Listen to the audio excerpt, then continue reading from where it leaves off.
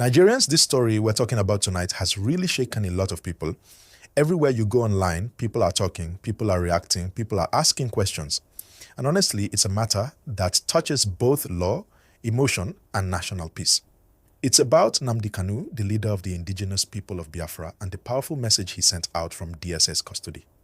Many Nigerians are surprised, some are angry, and some are worried. Before we go far, please remember to like this video right now and subscribe to this channel so you can get updates as this story continues to unfold, because this matter is not small at all. So here's what's happening. Nnamdi Kanu has been in the custody of the Department of State Services, the DSS, for quite some time now. I'm facing serious charges tied to his activities as the leader of IPOB. Over the years, this case has gone back and forth in court. Many Nigerians have followed it closely because it's not just a story about one man, it's about the unity of the country, the voice of the people, and how justice is managed in sensitive political issues. And now, as we move closer to another big court judgment, Nnamdi Kanu has sent out a strong message that has made the whole nation start to talk again. His message, according to his lawyers and his family, came with deep emotion. He talked about his situation in custody, about how he's being treated, and how he feels the system is not giving him fair access to his lawyers, his documents, or even his medical treatment. You could feel the pain behind his words because he's not just talking about himself. He's talking about what he believes is happening to his rights. His legal team says he's been struggling to prepare properly for his defense, and that the DSS has restricted his access to certain materials he needs to present his case. That's what really caused this tension that everyone is reacting to now. Now, let's break it down carefully so that everyone can understand what's truly going on. The DSS is the main security agency holding Kanu in custody. They've always maintained that they are following the law and ensuring national security. But from the other side, Kanu's lawyers keep saying that the DSS is making it difficult for him to defend himself properly. Imagine being in custody and not being allowed to meet your lawyer freely or go through your case documents properly. That's one of the main complaints here. People are saying if the process is not transparent, then how can justice be fair? And you know, in Nigeria, once people sense unfairness, the public tension grows very fast. Please, if you're watching this right now, I need you to pause for a second. Hit the like button and subscribe. Let's keep this platform growing so more people can understand what's really happening, not just follow rumors or emotional posts. Because this story touches peace, law, and the life of one man whose name has become a symbol in Nigeria's political history.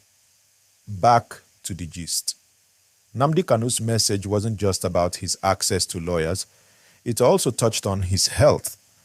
For some months now, reports have come out saying his health has been declining. His family said that medical professionals who examined him noticed serious issues, like problems with his heart and other organs, and they've been calling for better treatment. You see, this is part of why Nigerians are reacting strongly. Many people are saying no matter who someone is, once the person is in custody, the state has a responsibility to ensure their health and safety. That's how a civilized society operates. Others, though, are taking a different angle. Some Nigerians say, look, if he broke the law, then the law must take its full course. And that's where you see how divided the reactions have become. Some are calling for his release on humanitarian grounds, and others are saying justice must run its process to the end, so every side is speaking loudly, and social media has become the battleground of opinions. Now, what is really raising the tension is that the Federal High Court has now fixed a date, November 20th, for a major judgment that could decide what happens next in his case. That date is important because it will tell us whether the court believes the charges are strong enough to continue, or whether some parts of the process were mishandled. Between now and that date, both sides are preparing. His lawyers are pushing for fair access, while the government lawyers are preparing their defense. It's like a storm building up before a big moment. Let's be honest, this case goes beyond just law. It touches history, it touches politics, and it touches emotion. The Biafra issue has been a deep wound in Nigeria for decades, and whenever it comes up, emotions run high. Kanu's message from custody didn't just talk about himself. He also reminded Nigerians to look at justice and fairness for everyone. He said that he's not fighting to destroy the country, but for what he believes is freedom and fairness. Whether people agree with him or not, his message has reopened deep conversations about leadership, unity, and rights in Nigeria. As this message spread online, Nigerians started reacting in different ways. On X, what we used to call Twitter, you'll see one group shouting, "Free Nnamdi Kanu now," and another group saying, "No, the law must continue." Facebook, WhatsApp groups, even radio stations in the Southeast have been buzzing. Everyone is waiting to see what happens in court. Some even say that the government is playing politics with the case. Others believe it's purely legal. But the truth is, the public is watching closely. Now, when you look at how DSS handles detainees, they have always argued that they follow strict rules. They say that national security cases require careful handling and that sometimes restrictions are necessary to prevent leaks or disturbances. But what people are asking now is simple. Are these restrictions fair in a democratic system? That's the question. Because once people lose confidence in how justice is handled, it creates division. And that's dangerous for a country as big and diverse as Nigeria. And here's something important. When Nnamdi Kanu sent that message, it wasn't just the public that reacted. Prominent groups and leaders, especially from the Southeast, started speaking out. Ohanaeze Ndigbo and some lawmakers too called for the government to look into the situation carefully. They said, let the law take its course, but let it be fair. If he's sick, let him receive proper medical care. If he's innocent, let him be released. If he's guilty, let the court decide transparently. You see, those are reasonable calls because when the process is open, people can see justice being done, not just being talked about. Remember to like this video and subscribe if you've not done that already.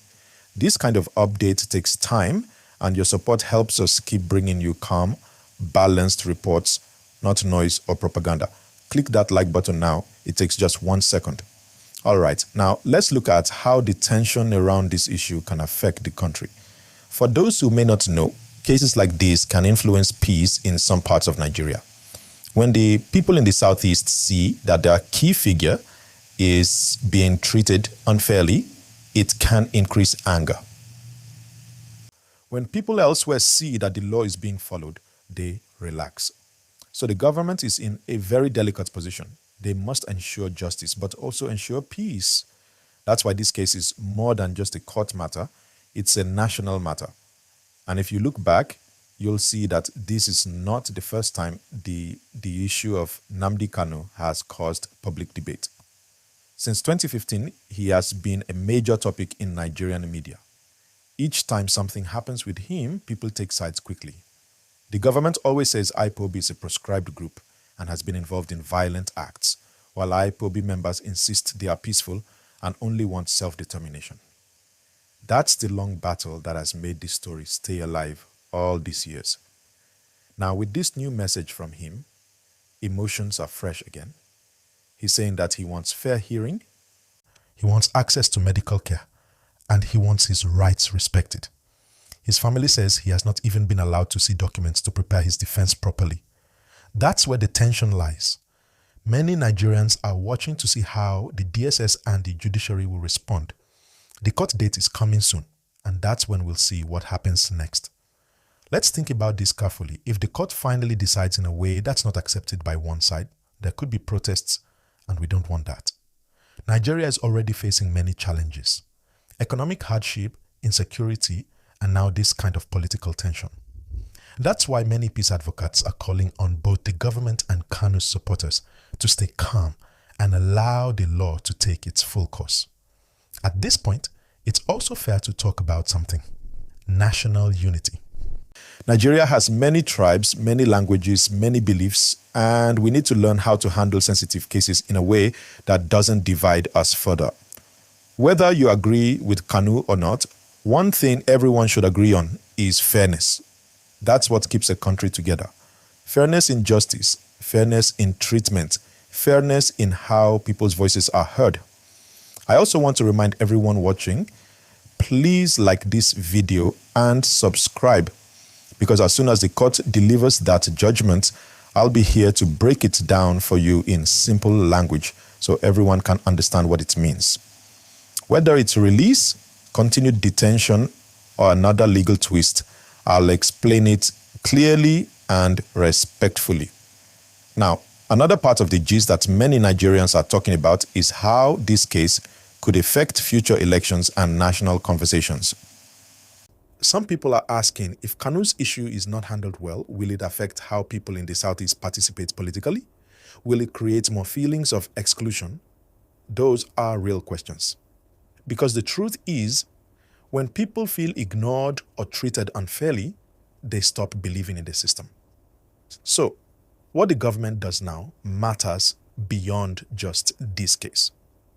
Let's also think about how the media is reporting this. Some media houses are cautious. They don't want to inflame emotions, which is good. But others are using headlines that make people panic. And that's why we're here, to explain things in calm, factual ways so that you understand what's happening, not just what's trending. Remember, sensational headlines might bring views, but they can also cause unnecessary fear. That's why we're doing this video properly, with facts and balance. Now back to the story itself. Nnamdi Kanu's message also thanked his supporters for not giving up on him. He said he still believes in justice and that one day, truth will prevail. Whether people agree or disagree with him, one thing is clear. His voice still carries weight. Even from custody, his words make headlines. And that shows how powerful public perception can be in Nigeria's political space. While all this is happening, the DSS has not publicly released detailed responses to all these claims. They usually maintain that they are doing their job within the law. And that's why people are calling on the courts to make sure that both sides, the government and the defendant Akatna, are treated fairly. Because the court is the only place where the truth can be proven. Not on social media. Now let's talk about Nigerians' reactions again. In markets, in buses, in offices, people are talking about it. Some say they pity him. Others say he caused his own problems. But what's interesting is that everyone seems to care, one way or another. That shows how much the case has affected the nation. It's rare for one man's trial to have this much emotional effect across different parts of the country. If you're still watching this, thank you. And please, don't forget to like and subscribe right now. It helps a lot. Let's keep spreading information, not misinformation. As we move closer to that judgment date, you can expect more statements from both sides. His legal team will likely release more press briefings, and DSS may also issue clarifications. Civil society groups might organize peaceful protests or call for calm. That's why staying informed is key. Don't let half information mislead you. Always cross-check from trusted sources. To round this up for now, let's remember something important. Cases like this remind us that justice must not only be done, but must be seen to be done. Whether it's Nnamdi Kanu or anyone else, once someone is in court, we must respect due process. Because one day, it could be anyone. Fairness is what keeps the country stable. So my people, as we wait for November 20th, let's stay calm, pray for peace, and hope that rules will prevail. I'll keep monitoring this story, and as soon as the new information comes out, I'll bring it to you immediately. Make sure you subscribe so you don't miss that update. And please, like this video before you go. It helps this channel grow and reach more Nigerians who need real information, not just rumors.